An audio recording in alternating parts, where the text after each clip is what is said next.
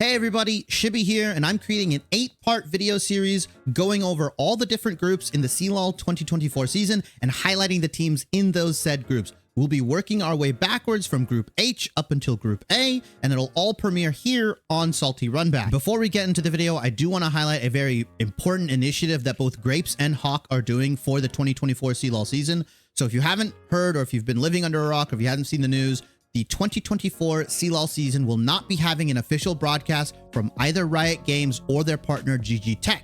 This is unlike years prior, where in 2023, 2022, and before, there was official coverage with casters, producers, and observers for top 32 up until grand finals. With that information, Grapes and Hawk have decided to crowdfund a fully streamed and fully produced 2024 CLOL broadcast. They are looking to cover the round of 32 all the way up until grand finals. Grapes and Hawk have already raised up to $8,000, and that'll allow them to cover the top 8 portion of the CLOL 2024 season, but they are pushing for the $10,000 goal that will allow them to cover top 16, and if they can push beyond that up to $13,500, that will allow them to cover the top 32 broadcasts up until grand finals. If you care about collegiate, please consider donating. No amount is too little and everything helps. If you can't donate, please think about retweeting it and resharing it through all your social media pages, Facebook, Instagram, TikTok, Twitter, whatever you can.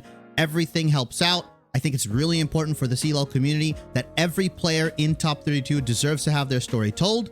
With that being said, let's get into the video. The first group we'll be talking about is Group H, and the first team we'll be talking about is Campbellsville University. They compete in the Eastern College Athletic Conference, aka the ECAC Conference. They ended up going 5-1 in the regular season, ended up going 3-0 in the playoffs, only dropping 1 game throughout the whole championship run. Their roster consists of 6 Kings in the top lane, Defuse in the jungle, Trust One in the mid lane, Mechilove in the bottom lane, and Inflame as their support. And this team's got a really unique play style for being a bottom 4 team, and I think there is some upset potential, especially with how they like to play the game, specifically around their mid-jungle duo. Defuse will play a lot of carry AP junglers, things like Brand, Karthus, Lilia, Talia, and Trust One will just slam any sort of AD mid laner that you can think of, right? He's been playing Akshan, one of his most played champions, but he's also slammed AD bruisers and champions like Xin Zhao, Set, Renekton, and has been finding a lot of success with them when pairing it up with Defuse's AP carries in the jungle role. Another avenue that they've found success in is playing through their bot lane with Mechilove and Inflame. They love playing a lot of Kalista, Nautilus, Thresh, Ezreal, Jinx, Aphelios, a lot of these more hard carry bot lanes. And you can see them have these pop-off games. 6 Kings is kind of relegated to being that rock in the top lane. He's got his own unique champion pool with stuff like the Olaf, the Wukong, the Zac, sometimes the Gwen and Kled will come out. But really, the fun comes from this mid-jungle duo. And if you're not prepared to face like a Xin Zhao mid or a Renekton or a Set, you don't really know what to do against it, especially when paired up against these high AP damage carry junglers. So I'll be really excited to see whoever they match up against in Group A, but Campbellsville is definitely a team to look out for. The second team we'll be going over is Aquinas College. They compete in the Wolverine Hoosier Athletic Conference, aka the WAC Conference, and they had an undefeated regular season into a flawless playoff run, dropping 0 games in their playoffs. Their roster consists of Leoto in the top lane, Namwen in the jungle, Stevenator in the mid lane, Armor Class as their bottom laner, and Sword Soul as their support. Their bottom lane likes to play a lot of utility stuff. Think Ashe, Sivir, Jhin, Seraphine, and they usually pair that up with things like the Knot, the Rakan, and they can flex that Ashe into the support role. This team pretty much wins if Stevenator gets massive leads. He's been having really big carry performances on the meta champions like Azir, Orianna, Ahri, anything that can really pump out a ton of damage. This team kind of revolves around getting him fed and getting him across the map. Him and Namwen work really well together to get him fed and to get him early kills and get him CS leads. Stevenator is a 1000 LP challenger player, so it's kind of obvious that he kind of runs and dominates the league, and you can see why he's such a big focal point for Aquinas College. The third team we'll be talking about is Iona University. They compete in the Metro Atlantic Athletic Conference, aka the MAC Conference. They went 6-1 in the regular season, giving them a first round bye in their playoffs. They ended up going 2-0 in the playoffs in their championship run. Their roster consists of Bunyan in the top lane, that Derpy Bird in the jungle, Kosh Kira in the mid lane, Diagram in the bottom lane, and Dolphin Lord 15 as support. They also have a substitute player, Original Piriquito, as a sub that will go into the top lane occasionally, but their main roster is those first 5 that I highlighted. The cool thing about this team is that they get Shaco permaban pretty much against them and a ton of Briar bans. Their jungler, that Derpy Bird, is a massive carry for this team. He'll play stuff like Briar, Master Yi, Viego, Fiddle. He's got a really deep champion pool, even throwing in stuff like Rammus and Udyr in there. So I can see why he's getting banned consistently, and I wonder if teams will open up the Shaco against him. The jungle mid pairing with Derpy Bird and Kosh Kira is really how they're kind of dominating a lot of these matches. Both of these guys will play to enable each other. They'll have really hard carry performances, easily topping out in the top 2 damage profiles for all other teams, having insane KDAs. The AD carry for this team on Iona Diagram will have the occasional performance depending on the champion that he wants to play.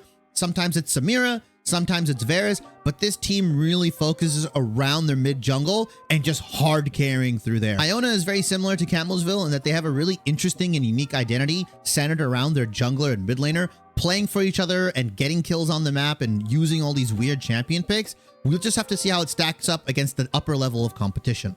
The fourth and final school that we'll be talking about in Group H is Wake Technical Community College. They compete in the National Junior College Athletic Association for Esports, NJCAAE. They went 5-1 in the regular season into a 3-0 in the playoffs, dropping 0 games. I think you guys have noticed a theme for a lot of these #1 championship teams in Group H.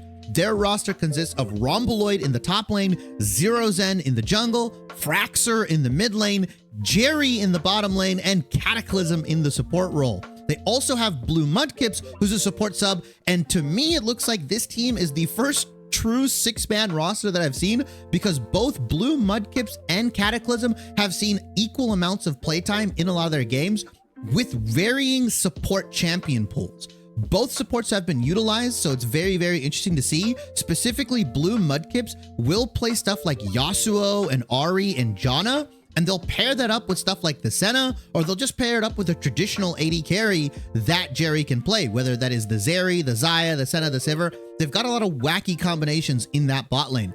Once again, the mid jungle dominates frequently. Fraxer will hard carry games on champions like the Akali, like the Azir, the Orianna, that kind of things, and he'll just kind of spread his power through it. He's really one of the hard carries along with Jerry in that bottom lane, if he's on stuff like the Zeri, if he's on the stuff like Xayah. But if they do get a little bit wacky with the Yasuo, with the Ahri, that support, Blue Mudkips, will tend to have some pop-off games. When they opt in for Cataclysm at the support, they'll put him on stuff like the Soraka, the Renata, the Karma. So a very Enchanter heavy or Peel heavy bottom lane support duo when they want Cataclysm in there. I think depending on the bot lane, a combo, they have the ability to kind of, get the matchup advantage against some of these higher level bot lanes. So if you're not expecting it, if you're not doing your due diligence, they might just end up swapping out one of their supports and going for something silly. That rounds out our breakdown of all the teams in Group H, and there's definitely some potential for some upsets here. A lot of these teams have unique identities and they have a lot of unique champions that they can play. You can view these as 90-10 matchups against Group A. It's pretty much unheard of for a round of 32 team in Group H to get past into round of 16 because they have to face off against one of the top 4 teams in collegiate. But anything is possible, and with the group that we have here, with how wacky they are with some of their picks, they can definitely throw maybe one of these Group A teams off guard and sneak away a win. Thanks for watching. In our next video, we'll be going over Group G, which consists of Converse, Florida, Ball State, and San Jose State.